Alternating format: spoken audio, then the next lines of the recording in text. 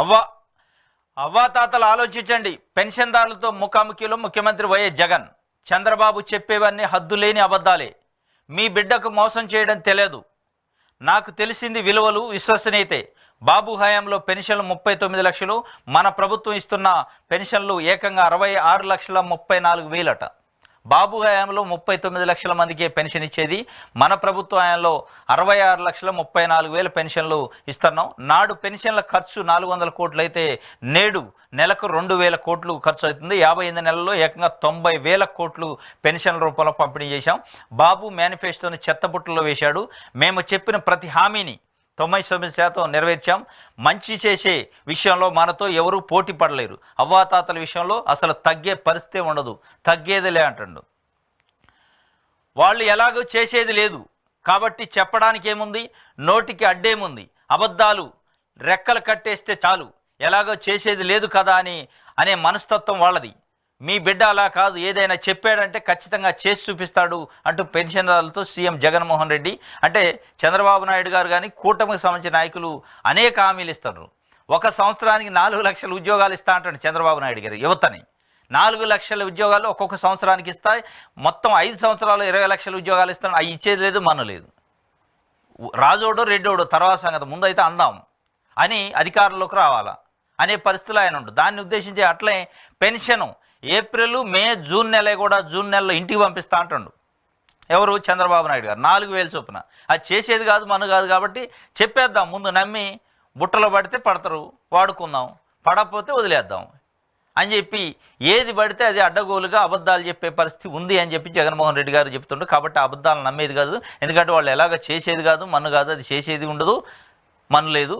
కాబట్టి మీరు చెప్పింది అంత తేలిగ్గా చంద్రబాబు నాయుడు అంటే అబద్ధాలు, మోసాలు, కాబట్టి ఆయన చేసేది కాదు. కాబట్టి చెప్పడానికి ఏముంది, ఏదైనా చెప్తాడు. నోటికి ఎన్ని అబద్ధాలు వస్తే అన్ని ఆడతాడు. కాబట్టి మీ బిడ్డను ఆదరించండి. నేను చేసి చూపించాను, చేస్తున్నాను, చేయబోతున్నాను, కాబట్టి నన్ను నమ్మండి అని చెప్పి ఆయన చెప్తున్న పరిస్థితి. మీతోనే మా పయనం, మేమంతా సిద్ధం బస్సు యాత్రలో జనం నినాదం. 10 కాలాల పాటు పరిపాలన అందించాలని ఆకాంక్ష. ముఖాముఖిలో సీఎం జగన్ను ఆశీర్వదించిన అవ్వాతాతలు. సంక్షేమ అభివృద్ధికి మరోసారి పట్టాభిషేకం చేస్తామని ప్రతిన. మండు టెండను లెక్క చేయక ఊరూరా ఘన స్వాగతం.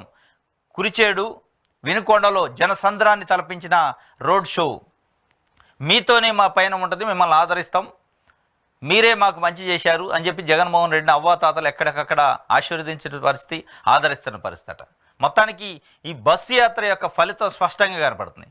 ఎలక్షన్ల పైన స్పష్టంగా, ఎలక్షన్ రిజల్ట్ పైన, ఎలక్షన్ ఎట్లా ఉండబోతుంది అనేది ఈ బస్సు యాత్రని, ఈ మేమంతా సిద్ధం బస్సు యాత్రను చూస్తే మనకు స్పష్టంగా అర్థమవుతుంది. విశ్లేషణలు కూడా అదే చెప్తున్నాయి. చంద్రబాబు నాయుడు గారు కానీ కూటమి ఈ యొక్క బస్సు యాత్ర స్టార్ట్ అయిన తర్వాత బెంబేలు ఎత్తిపోతున్నారు.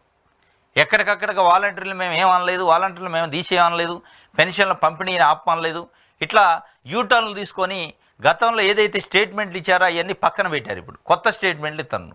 వాలంటీర్ వ్యవస్థను మేము కడుపులో పెట్టి చూసుకుంటాం, వాలంటీర్లను బలోపేతం చేస్తాం, ఇట్లా అనే పరిస్థితి ఏందని జగన్మోహన్ రెడ్డికి వచ్చిన ఆదరణ. అవ్వాతాతలు వీళ్ళల్లో ఒక రకమైన ముద్ర పడ్డది. చంద్రబాబు నాయుడు ఏ రోజు ఆయన కెరియర్ మొత్తంలో కూడా 14.5 సంవత్సరాలు ముఖ్యమంత్రిగా చేసినప్పుడు ఏ రోజు మా ఇంటికి పెన్షన్ పంపలేదు.